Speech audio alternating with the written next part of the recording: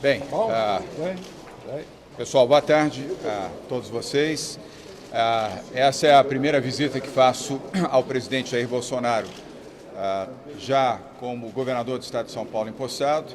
Vim acompanhado de alguns secretários, o secretário Henrique Meirelles, que é o nosso secretário de Economia, responsável pela área da Fazenda, responsável também pela área de Planejamento e Desestatização. Igualmente o secretário da Agricultura, o Gustavo Diniz Junqueira, aqui ao nosso lado, o secretário de Transportes e Logística, João Otaviano, está aqui conosco, e o recém-nomeado e já empossado secretário especial, responsável pelo escritório do Governo do Estado de São Paulo em Brasília, o ex-ministro, o deputado Antônio Embaçaí, que está aqui ao nosso lado, e pela deputada federal mais votada da história do nosso Estado, Joyce Hasselmann, que também nos acompanhou nessa visita.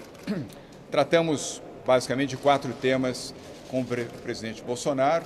São temas longos, por isso uma reunião de 1 hora, que não é normal, mas foi uma deferência, um gesto de muita simpatia do presidente Bolsonaro com o governo de São Paulo e com o seu governador, secretários e a nossa deputada.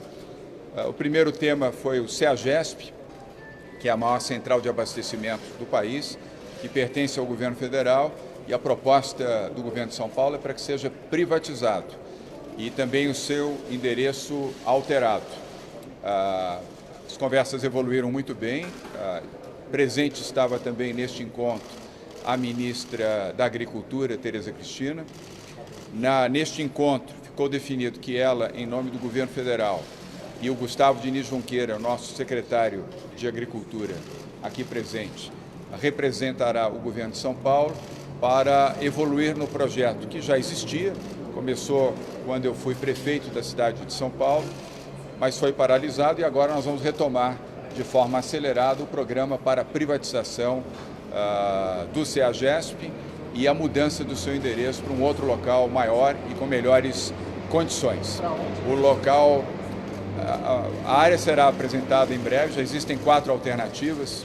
Nós não podemos declinar, porque pode gerar especulação imobiliária, porque a presença do CEAGESP será transformadora na nova área onde estará, mas será numa área muito maior, 3 a 4 vezes maior, definido uma das 4 alternativas, e com isso também à beira de rodovia, o que vai facilitar muito o escoamento, tanto a chegada quanto a saída de mercadorias para o Porto de Santos. No local do atual CEAGESP, nós teremos o CIT, o Centro Internacional de Tecnologia e Inovação, numa ação conjunta do Governo do Estado, Governo Federal e a Prefeitura de São Paulo. O objetivo é, inclusive, que uma parte considerável do valor desse terreno seja investido nos institutos de pesquisa federais e do Estado de São Paulo.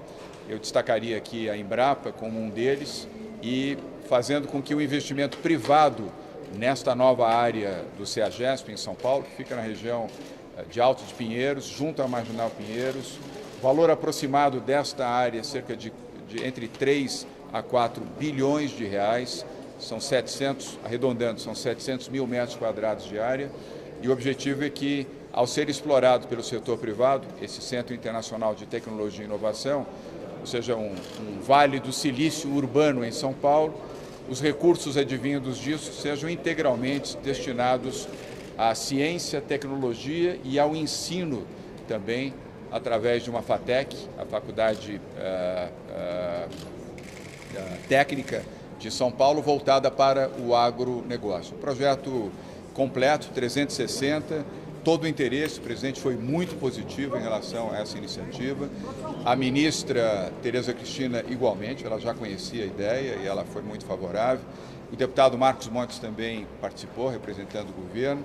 E então temos aqui um projeto que, a meu ver, a curto, médio prazo, vai avançar positivamente. Falamos também do Campo de Marte. Como vocês sabem, eu, quando prefeito da capital de São Paulo, consegui que nós pudéssemos ter 420 mil metros quadrados desta área do Campo de Marte para se transformar num parque da cidade. Isso já está assinado, homologado, e com isso eliminamos uma pendência judicial de 35 anos, mas ainda faltava efetivamente o campo de Marte, a área específica do campo de aviação do campo de Marte. Manifestei ao presidente Bolsonaro, na qualidade de ex-prefeito de São Paulo e governador do Estado, a nossa posição contrária ao funcionamento do campo de Marte para pousos e decolagens. Não faz o menor sentido que ali funcione pousos e decolagens de aeronaves. Vocês são testemunhas dos acidentes que já ocorreram ali, fatalizando vidas, famílias, não só de pilotos, copilotos, passageiros, mas também de habitantes da região norte da cidade, com a queda de aviões nesta área. Ele não é local mais para funcionamento de aeroporto. E o presidente Jair Bolsonaro indicou o brigadeiro Damasceno, que é o brigadeiro que comanda o Comar, o Comando Aéreo em São Paulo. Aliás, uma pessoa que eu pessoalmente conheço e respeito muito, nos ajudou bastante na fase inicial a construir a ideia do Parque do Campo de Marte. E agora vamos evoluir num trabalho conjunto, o Comando da Aeronáutica, Ministério da Defesa, Governo Federal, Governo do Estado de São Paulo e Prefeitura de São Paulo, para a ampliação do Parque do Campo de Marte, a implantação ali do Museu Aeroespacial, sempre financiado pelo setor privado. O próprio parque não terá dinheiro público, o dinheiro será através de concessão para o setor privado explorar o parque. Todas as instalações aeronáuticas serão preservadas, o Hospital da Aeronáutica, as instalações administrativas e também a área onde será implantado o Colégio Militar. Previsto para essa área, a área é grande o suficiente para acomodar o Colégio Militar, o parque, o Museu Aeroespacial, atividades esportivas, a própria pista do Campo de Marte, ela não precisa ser destruída, ela será utilizada para quadras poliesportivas e assim São Paulo ganhará na região norte um amplo espaço de lazer para a população, repito, administrado pelo setor privado. Todos os parques da cidade, vocês sabem, começado do Ibirapuera e os demais, serão concedidos já este ano pelo prefeito Bruno Covas para o setor privado. Terceiro ponto que falamos, o Fórum Econômico Mundial em Davos, dias 22, 23 e 24 de janeiro, o maior encontro mundial que reúne líderes do mundo todo e reúne também os maiores investidores, os maiores bancos de investimentos, fundos soberanos, dirigentes empresariais de todo o mundo, onde o presidente Jair Bolsonaro falará no grande plenário, no dia 22, eu estarei lá também, a convite do Fórum, para mostrar as oportunidades de investimentos no Brasil, no setor do agronegócio, na indústria, no comércio, setor de serviços, ciência, tecnologia e no empreendedorismo. É um grande palco para a apresentação do novo Brasil, o Brasil que acredita numa economia liberal, transformadora, que gera empregos e gera oportunidades. E lá estarei também representando o Estado de São Paulo e as oportunidades de investimentos em São Paulo. E, por último, a Previdência. Manifestamos de maneira clara ao presidente Jair Bolsonaro, ao ministro Onyx Lorenzoni, que acompanhou toda esta audiência, que o Estado de São Paulo, a bancada do PSDB, do nosso partido, e provavelmente as bancadas dos partidos aliados na coligação que temos em São Paulo, votará favoravelmente a proposta da reforma da Previdência, tão logo ela seja apresentada no Congresso Nacional. E aí finalizo dizendo a importância da aprovação da reforma da Previdência. Se aprovada for, ela muda o Brasil. A reforma da Previdência, sendo aprovada, ela terá um efeito transformador no país, permitindo que o crescimento possa saltar dos 3% que estão hoje previstos para 5%, abre a comporta para os investidores internacionais, inclusive esses que vamos conversar em Davos, agora em janeiro, abre portas também para investimentos que estão represados de indústrias e outras corporações que aqui no Brasil esperam e aguardam a reforma da Previdência e, portanto, o povo brasileiro terá o benefício de, com a reforma da Previdência e os novos investimentos, estar diante de um novo quadro de geração de emprego, geração de renda e modernidade. Foram esses os pontos debatidos nesta longa e produtiva audiência com o presidente Jair Bolsonaro. Nessa reunião, o presidente deu a comentário dessa reforma da Previdência, uma ela deve ser feita, idade, tempo de transição? O presidente Jair Bolsonaro e o governo Bolsonaro apresentarão essa proposta completa ainda nas próximas semanas, e a apresentação prioritária deverá ser feita ao Congresso Nacional, que cabe... Não, nem nós perguntamos. O importante é que a reforma seja apresentada, e ela será, da forma mais completa possível, e há uma equipe de trabalho que vem desenvolvendo isso, mais especificamente sob o comando do ex-deputado Rogério Marinho, e isso será apresentado ao Congresso Nacional com uma proposta. Somos favoráveis, sim. Bom, agora, se tiver algumas perguntas... Pelo governador, para que você, junto com os governadores no grupo que vocês já estão se reunindo, trabalhem a pauta da Previdência, estimulem aí as bancadas na aprovação? O presidente deseja, evidentemente, o maior apoio possível. A reforma da Previdência, ela é boa para o Brasil como um todo, para todos os estados brasileiros, os 27 estados da Federação, e a população brasileira será beneficiada com a reforma da Previdência. Portanto, nós estamos mobilizados, sim, no Fórum de Governadores. Aliás, agora em fevereiro retomaremos, se não estou enganado, dia 26 de fevereiro, acho que estaremos aqui na terceira rodada do Fórum de Governadores, e o tema será a reforma da Previdência, por óbvio, até porque ela estará nesse momento já apresentada ao Congresso Nacional. E eu tenho falado com vários governadores e percebo que uma parte considerável deles atende e apoia, através das suas bancadas, quando da apresentação da proposta da reforma, um voto favorável no Congresso Nacional, tanto na Câmara quanto no Senado. O senador do Nordeste sobre Ferroanel também, o que tem em relação a esse projeto, de prazos, de traçado?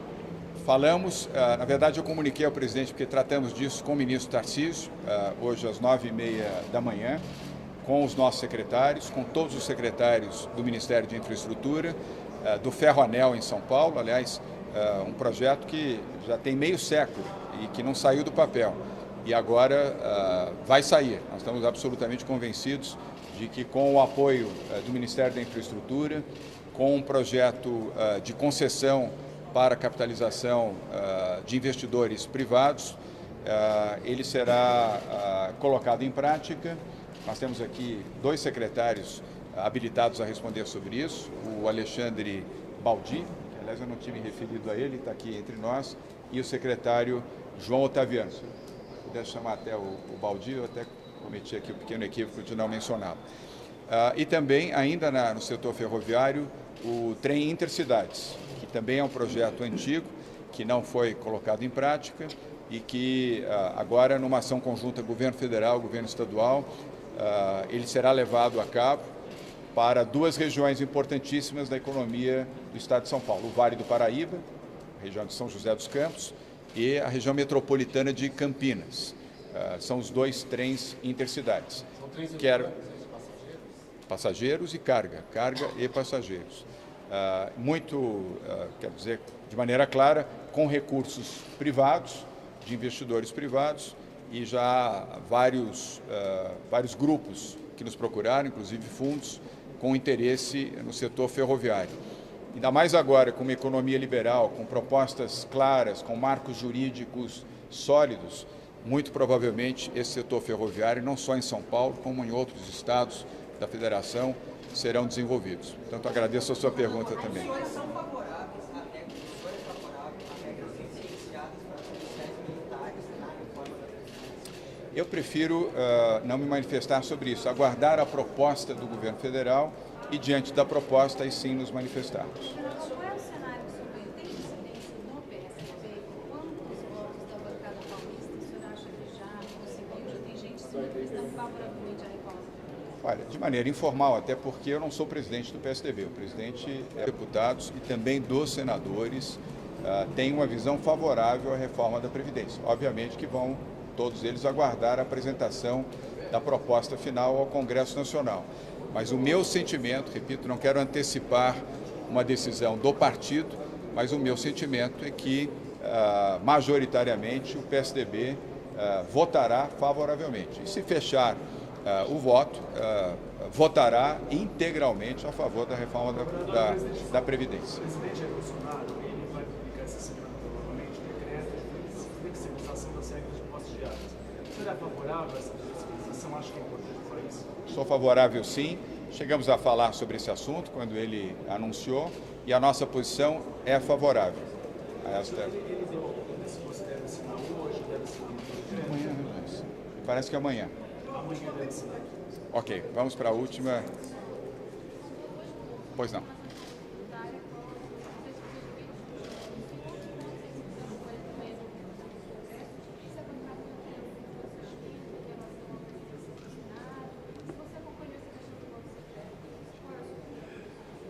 Bem, a primeira pergunta, a reforma tributária. Somos favoráveis à reforma tributária, não foi tratado, nós não tratamos esse assunto hoje com o presidente, mas somos sim favoráveis à reforma tributária, como somos também, se me permite acrescentar, ao Pacto Federativo, que foi antecipado pelo ministro Paulo Guedes, numa reunião, inclusive, no Fórum de Governadores, na primeira reunião que realizamos aqui, antes da posse, inclusive, em novembro, aliás.